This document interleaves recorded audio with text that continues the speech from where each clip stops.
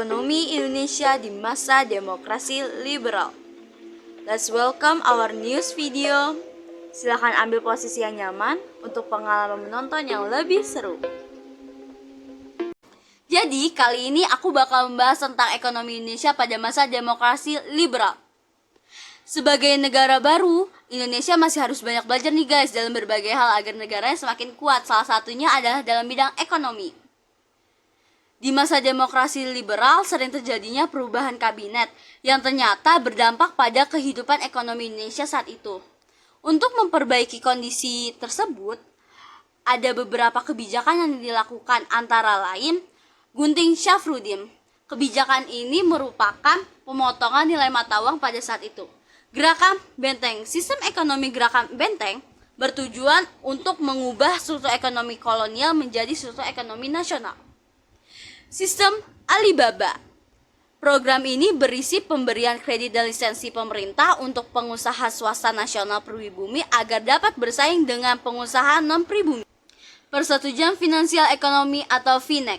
Pada masa pemerintahan Kabinet Burhanuddin Harahap, dikirim seorang delegasi ke Jenewa, Swiss untuk merundingkan masalah finansial ekonomi antara pihak Indonesia dengan Belanda yang ditolak pemerintah Belanda nih guys. Gerakan Asad. Gerakan Asad yang digagas oleh Mr. Asad bertujuan melindungi perekonomian warga Indonesia asli dari persaingan dagang dengan pengusaha asing khususnya Tionghoa.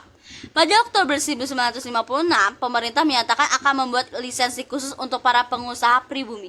RPLT, Rencana Pembangunan 5 tahun. Ketidakstabilan politik dan ekonomi menyebabkan merosotnya ekonomi, inflasi, dan lambatnya pelaksanaan pembangunan.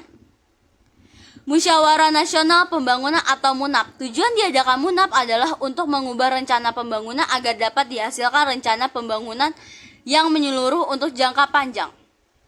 Selain kebijakan-kebijakan yang diberlakukan pada warga negara Indonesia, perkembangan kehidupan ekonomi bangsa Indonesia di masa demokrasi liberal juga tidak lepas dari kehadiran perusahaan-perusahaan asing yang dijadikan atau menjadi milik pemerintah Indonesia atau lebih dikenal dengan nasionalisasi.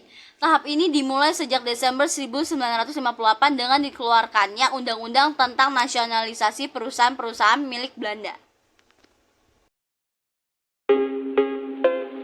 Jadi, sampai di sini aja video penjelasan dari tim PerPLN tentang perekonomian Indonesia pada zaman liberal. Thank you for attention, congratulations, and good luck.